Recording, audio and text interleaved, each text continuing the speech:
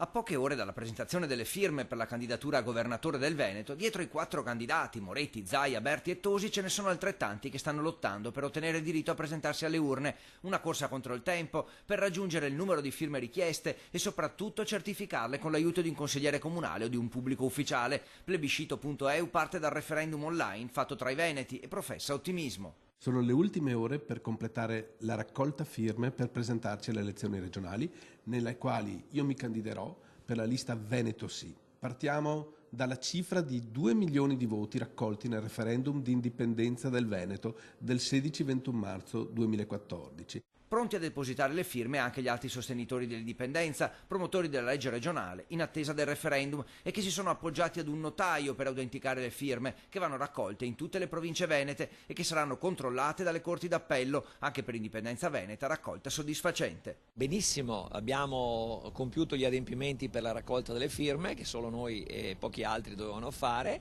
e quindi le depositeremo domani presso le cancellerie dei tribunali. Qualche difficoltà in più per la candidata della sinistra, che lamenta il poco tempo a disposizione per completare la raccolta, critica l'indirizzo della legge elettorale, che opererebbe una discriminazione nei confronti delle formazioni politiche nuove. Noi ne abbiamo raccolte un numero considerevole, siamo a una cifra di 10.000 firme e anche qualcosa di più. È un numero che non arriva a quello, diciamo, determinato, però è un numero che ci rende, come dire, la ragione politica, il diritto di carattere politico, morale, ma anche giuridico a questo punto, per poterci presentare. Critica il sistema anche da parte di Forza Nuova, che in particolare a Venezia lamenta difficoltà nella raccolta delle firme a causa del commissariamento. Noi piccoli e medi siamo sempre in difficoltà, no?